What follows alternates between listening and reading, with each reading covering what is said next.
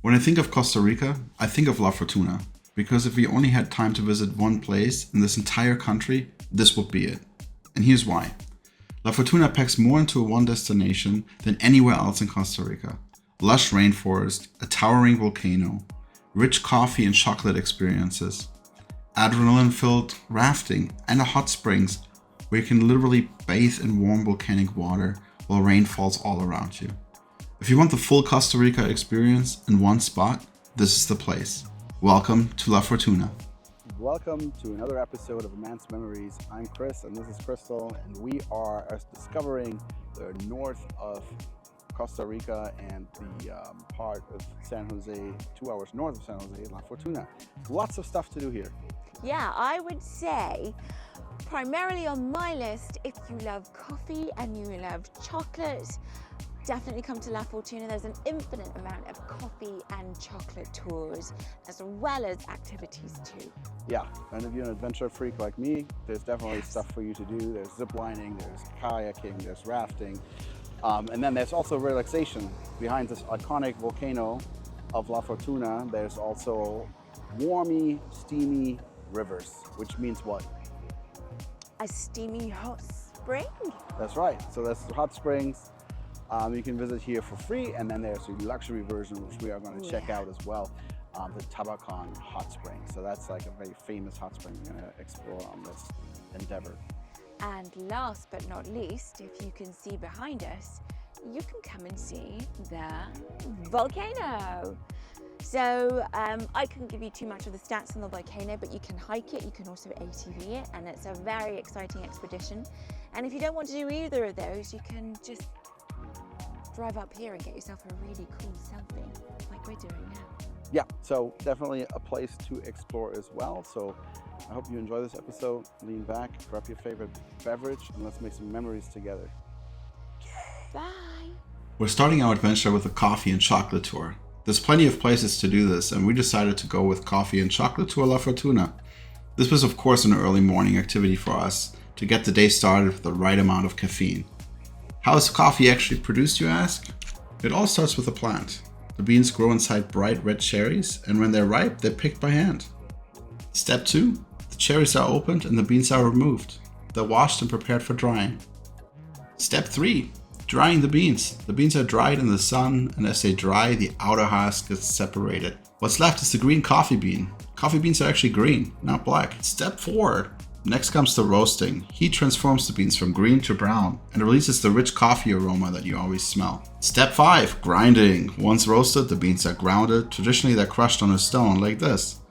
Today, though, they also use ground grinders for a finer texture. Step 6.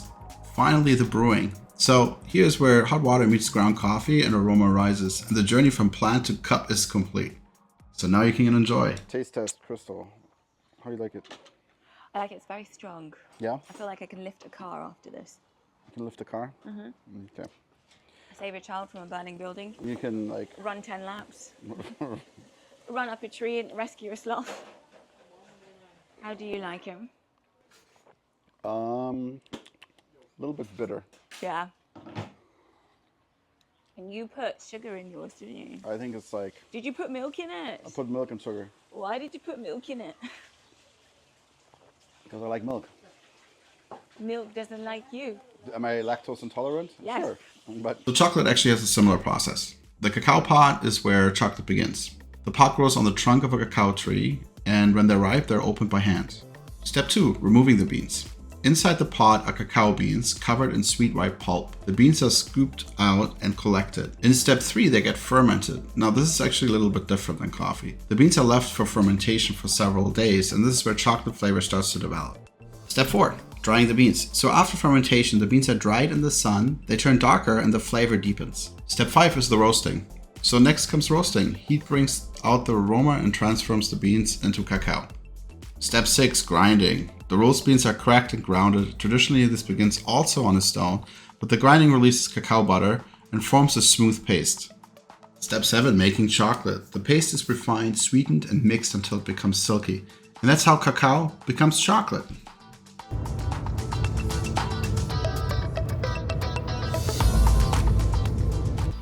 There are plenty of places to stay in La Fortuna, but we chose the Center Lofts. We loved having our own space instead of a hotel. The flexibility, the privacy, and the comfort made it feel like a home. It was an amazing base to come back to after a long day of adventures.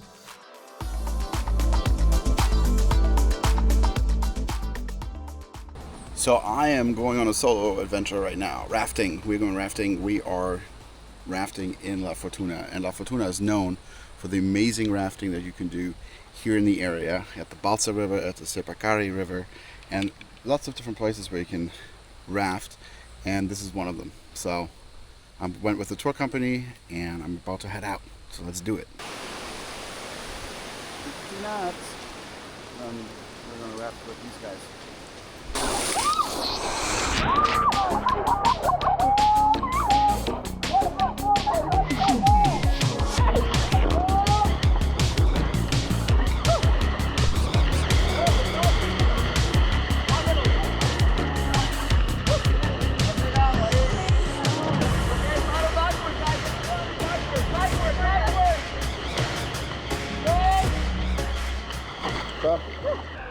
Over there, what not to do.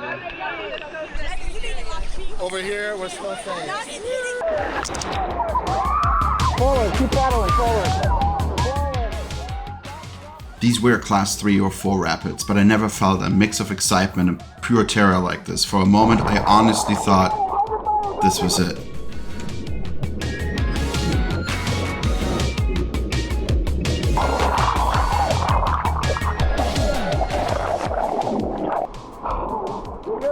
I need a second. Yeah. There was more rocks on the way. But the show had to go on. I somehow made it back into the raft in a heavy downpour with 4 nurses paddling like their life depended on it. That's how I fell in last time, so just saying. Can't wait for the hot springs. Yeah.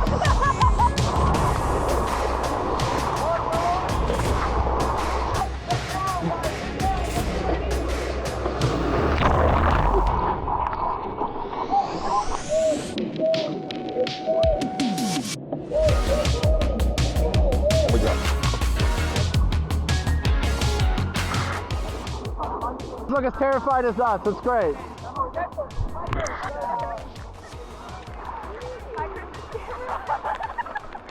After thrills, I joined Crystal at Tabacón Hot Springs, the perfect place to slow down and easily one of La Fortuna's highlights.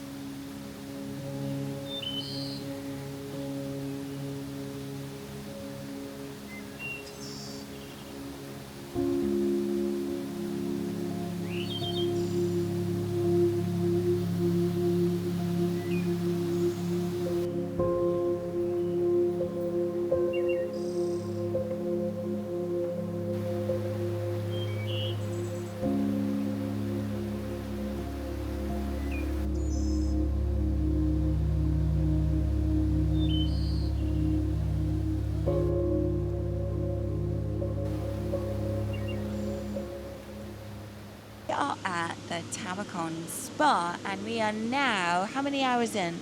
I think we're like, no, 2.5 for you, 4 hours for me, because I've been going hardcore in the spa. And so far, I'll give you my perspective and then I'll let you do some of your own reviews. So far, I would say it's very magical at nighttime. It's beautifully lit, it's very chill. Unfortunately, the waiters disappear, but that's fine because we can go to the restaurant. But yeah, there are so many pools and there are lots of places for privacy. What's your perspective? Yeah, I still like it. I would say it is different at nighttime and looks quite magical. So if you go over here, I would say come during the day and then maybe stay till nighttime because it does feel different. Especially the nightlife, the wildlife at the nightlife is coming alive. So you can hear. Ooh. What can you hear? That's a toucan.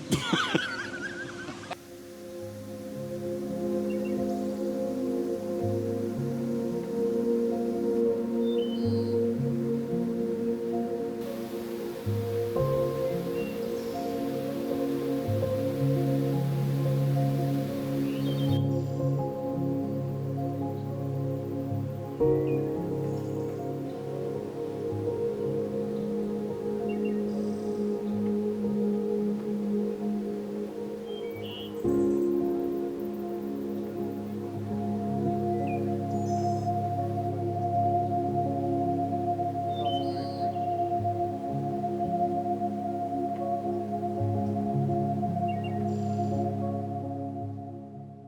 at our little oasis, and yeah, the time in La Fortuna is coming to an end, and the series is also ending. So we are definitely had a wonderful time here in La Fortuna and really enjoyed it. What was one of your highlights here? In La Fortuna, I would say I really love the chocolate. Some of the best chocolate I've had in my entire life. It's rich and tasty. And also seeing the volcano. I've never seen a volcano in my life. It was massive and beautiful to see.